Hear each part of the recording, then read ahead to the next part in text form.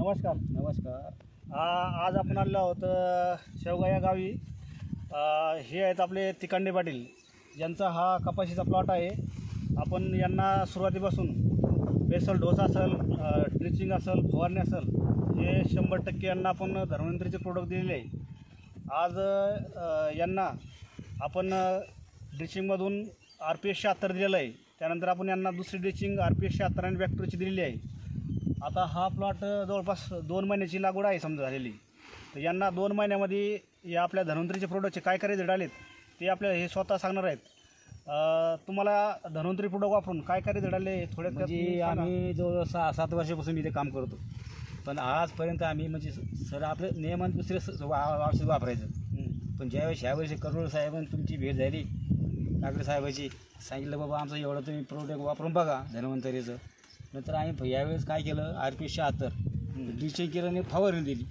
एवढा रिझल्ट मस्त आला की म्हणजे याची कवळकी आणि फांद्या गेला पाते, म्हणजे याचा कलर अजूनपर्यंत गेलेला नाही. म्हणजे रिझल्ट चांगले आलेले. मी स्वतः घरी माझी शेती एक तर तिथं मी प्रयोग केलेलं आहे, तिथं वापरलेलं आहे. मी तिथं ड्रिचिंग केली मी पंपानं आणि परत एक फवारणी केलेली. बरं, आपण हे धन्वंतरीचे प्रोडक्ट वापरले ह्या शेतावरीचं आणि बाकीकडे बी काही कपाशी प्लॉट आहेत, त्याच्यामध्ये याच्यामध्ये तुम्हाला काय डिफरन्स? नाही फरक गेला, बराच फरक आहे. म्हणजे कवळकी असेल किंवा हाईट असेल किंवा पात्याची संख्या असेल, बोंडाची साईज असेल. बाजूला प्लॉट आहे इकडे एक बाजूलाच, तो आधी त्याच्यापेक्षा म्हणजे ते भारी प्लॉट दिसत होता. पण नंतर मग आम्ही जे ट्रीटमेंट केली तुमची RPS 76ची, ते म्हणाला तुम्ही असं कोणती जादू केली की तुमचा प्लॉट आमच्यापेक्षा पण मोठा गेला लगे. आधी एकदम आम्हाला वाटत होतं किंवा तुमचा प्लॉट आमच्यापेक्षा लेडी जावली झाली आणि परत खाली दिसत होता. नंतर आम्ही जे केलं की ते आमच्याकडे येऊन बघायचे तुम्ही काय वापरता. आम्ही त्याला दाखवत नव्हतो, तुम्ही काहीतरी जादू करता म्हणे. अरे म्हणलं जादू नाही, धन्वंतरी RPS 76ची जादू आहे. त्याला कळलं आम्हाला सांगत जर तुम्ही कोणती वापरता काय वापरता. आम्ही शेतकऱ्याला एवढं सांगतो की धन्वंतरी RPS 76 ड्रिचिंग बी करा आणि फवारणी बी करा. रिझल्ट तुम्हाला 100% आल्याशिवाय राहणार नाही. आता लोक तर नाही ऐकत, पण ज्यावेळेस आम्हाला खुद अनुभव आला आम्ही लोकांना सांगू की बाबा हे तुम्ही वापरून बघा.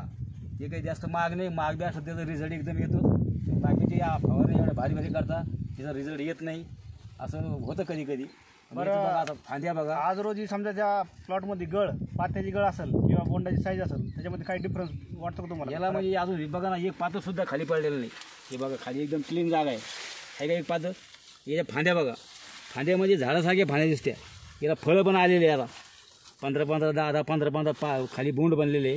परत प्रत्येक याला 5-5, 6-6 म्हणजे प्रत्येक फुटी आलेली. त्याला 5-5, 1, 2, 3, 4, 5 पाते, 6 पाते एका याला. एका फुटीवर 6 पाते. असे फुटे किती बघा तुम्ही. आता ते समोर बघा, आम्ही काही झाकून ठेवलेलं नाही, काही नाही तुमच्या समोर आहे. बरोबर. हाईट पण बघा याची. आता हाईट 5.5 फूट झाली. 13 जूनला लागवड झाली त्याची. 2 महिने झाले. 2 महिने, 2-2.25 महिने झाले त्याचे.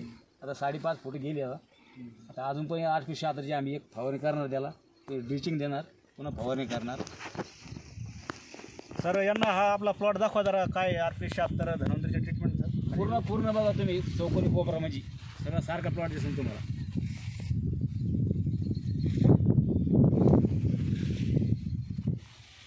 जबरदस्त प्लॉट.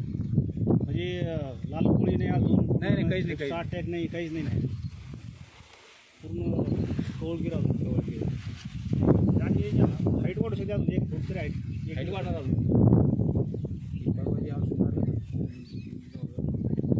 ट्रीटमेंट योग्य वेळी जर वापरली तर 100% देतो फायदा मिळेल.